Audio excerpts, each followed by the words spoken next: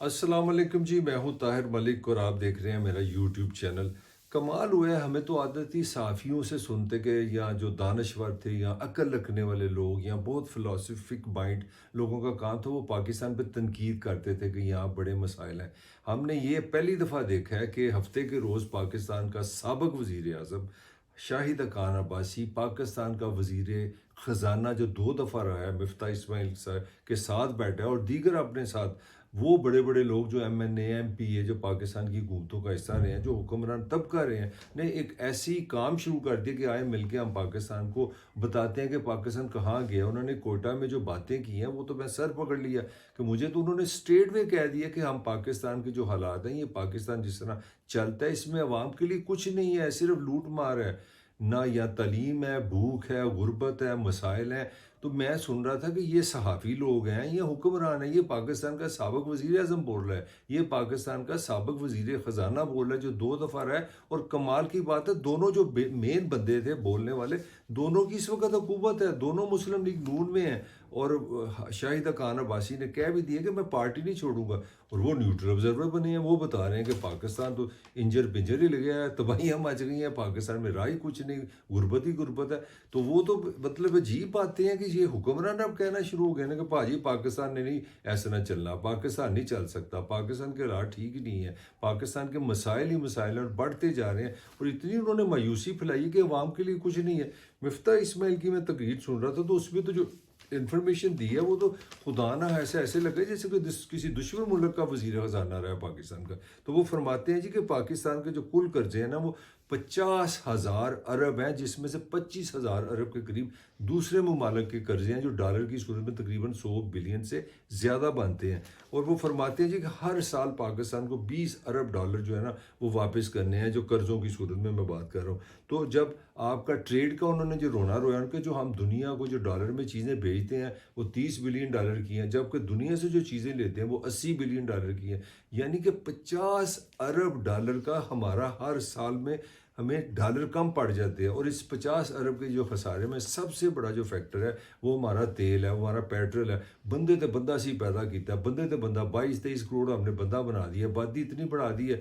अब उसने मोटरसाइकिल भी चलानी, उसने गाड़ी भी चलानी, ऊपर से पब्लिक ट्रांसपोर्ट भी नहीं रखी। तो 30-35 बिलियन डॉलर तो आपको चाहिए सिर्फ तेल खरीदने के लिए। तो डॉलर आएगा कहाँ से वो पता नहीं। बनाना कुछ नहीं है, बिजली यहाँ पे नहीं है, पैदावारी लागत अपने पास कोई नहीं। हम दुनिया को कोई बना के, हम तो आईफोन बना के बेच के डॉलर नहीं ले सकते, गाड़ी हमने नहीं बनानी, हमने तो चीज़ें सब खरीदनी है। तो ये सूरत हाल है।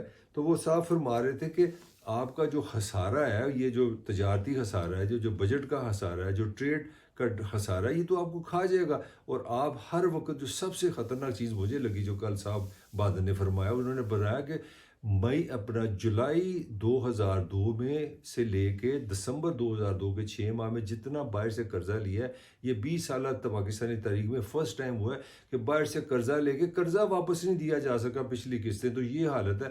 अब ये लगता है जैसे कोई ये वाकई कोई अकाउंटेंट है, ये कोई अल्लाह मियां ने इनको भेजा, ये बता रहे हैं कि देखो ये मुल्क है, सारा कर्जों से चलता है और कर्जे लेके खा जाते हो, आवाम को मिलता नहीं। और जब ये खुद वजीर खजाना थे, जब ये खुद वजीर अजम थे, तब इनको कुछ नहीं पता था बाय द वे। तो मैं समझता हूँ कि हुक्मरानों ने लगता है गिव अप कर दी, उनको अब समझ आई है, या अब उनको और कोई रास्ता नज़र नहीं है, अब आपको बेवकूफ़ बनाने का मान गया कि यार ये इस तरह पाकिस्तान चलता है। तो बाकी जो उनके जो रोने धोने थे, वो मैं तो अपना मुफ्ता साहब की बातें सुना तो वो मुझे कोई शायर लगे हैं, मुझे तो सादत हसन मंटो ज़्यादा लगे हैं एक सियासतदान से या वजीर ख़जाना से। वैसे तो वो बड़े कोकोमो बेचते हैं, बिस्किट शिस्किट बनाते हैं, लाखों करोड़ रुपए कमाते हैं।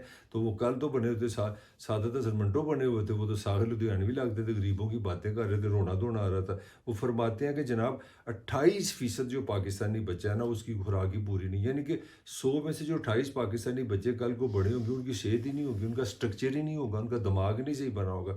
मैं फिजिकली बात कर रहा हूँ। तो वो ज़हीन किस तरह हो सकते हैं, वो दानश्वर किस तरह बनेंगे, वो क्रिएटर किस तरह बनेंगे, वो किस तरह दुनिया को चीज़ें बना के डॉलर में बेचेंगे। वो मेरी तरह की एमी एमी से लोग पैदा होंगे, ना दिमाग हो, ना गुफ्तगू होगी, ना कोई क्रिएटिविटी होगी। और उससे जो ख़तरनाक चीज़ उन्होंने बताई है कि पाकिस्तान का जो एजुकेशन सिस्टम है, ये तकरीबन तकरीबन 2,000 अरब रुपए इस पे लगते हैं, जिसमें 1,000 अरब हुकूमत डालती है, 1,000 अरब प्राइवेट सेक्टर का।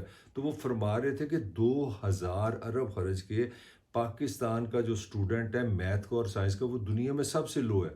वो एवरेज से बहुत लो है, यानी कि हमारा ना साइंटिफिक थिंकिंग है ना हमारा ब्रेन है। ये हमारे वजीर ख़जाना साहब फरमा रहे थे, जिनको 2 दफ़ा ये नौकरी मिली है कि पाकिस्तान के माशी मसाइल हल करें। अब वो क्रिटिक बनते हैं, अब तो लगा वो साफ़ी बन गए। वो भी ख़तरनाक किस्म का साफ़ी। और मैं तुहानू दसा पाकिस्तान हल की हो रहा है, मगर जब वो हुकूमत में थे, मज़ेदार एयर कंडीशन गड्डियाँ, इंग्लिश बोलना, प्रेस कॉन्फ्रेंस करनी और ये कहना बस सब ठीक हो जाएगा, हम हुकूमत में आएंगे, हम बिजली भी सस्ती कर देंगे, हम कर्जे भी उतार देंगे, हमें बड़ा तजर्बा है, ये इमरान खान ने तबाह कर दिया, इमरान खान ने तबाह कर दिया, इमरान खान ने तबाह कर दिया। अब इमरान खान की बात ही नहीं करता मिफ्ता। अब वो यही बात करता है कि जनाब ये निज़ाम ही फेयर नहीं है, ये निज़ाम ही 1% के लिए है, 99 का इससे ताल्लुक कोई नहीं है। ये वैसे अब पता लगा मिफ्ता को, पहले नहीं इसको पता था। बहरहाल वो अपनी कहानी है। अब वो बांग्लादेश की भी मोहब्बत में मुझे बड़े नजर आए, झूठ कहीं नहीं बोला, वैसे बोला बिल्कुल सच है कि 1970 में जब पाकिस्तान और बांग्लादेश इकट्ठे थे तो बांग्लादेश की आमदनी पाकिस्तान से आधी थी, जिसको आज हम पाकिस्तान बोलते हैं, तब ये मगरबी पाकिस्तान था। तो मगरबी Pakistan was way ahead in 1970 than today's Bangladesh.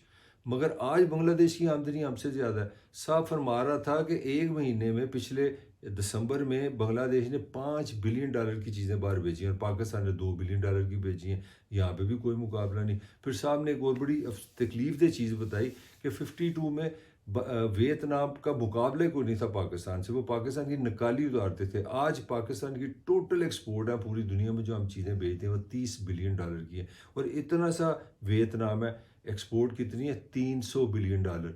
India से बड़ा मुकाबला करते हैं। इंडिया की एक्सपोर्ट कितनी है? $600 बिलियन।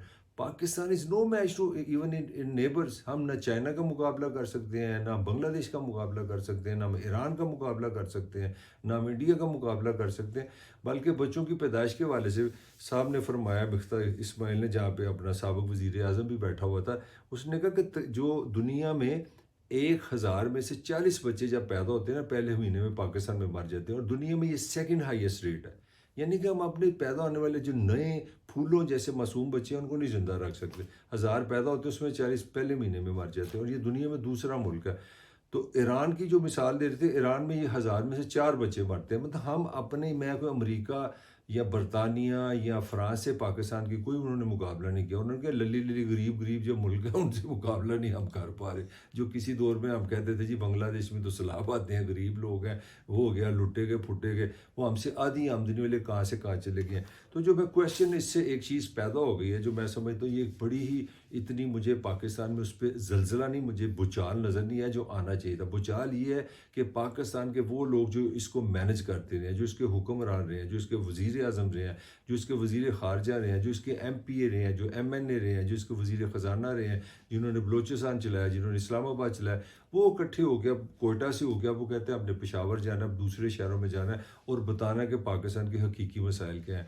तो बहरहाल है तो बड़ी नेगेटिव बात, मगर एक बात अच्छी है कि चलो किसी को तो समझ आई कि यार हर वक्त लड़ाई झगड़ा मुहाजरा की बजाय को थोड़ी सी अकल की बातें करें। अब उन्होंने लोगों को समझाया है, बताया कि असल पाकिस्तान क्या है, और उन सब का एक ही आसान तरीन जो खुलासा ये था कि पाकिस्तान की हुकूमत कर्ज़े लेती है, अपने लिए कर्ज़े लेती है, ख़ुद कर्ज़े खा जाती है, और आवाम के लिए सिवाय मसाइल के, जूतों के, परेशानी के, महंगाई के और बेरोज़गारी के कुछ भी नहीं है। इसके साथ ही ताहिर मलिक को इजाज़त दीजिए। इंशाअल्लाह फिर आपसे मुलाकात होगी।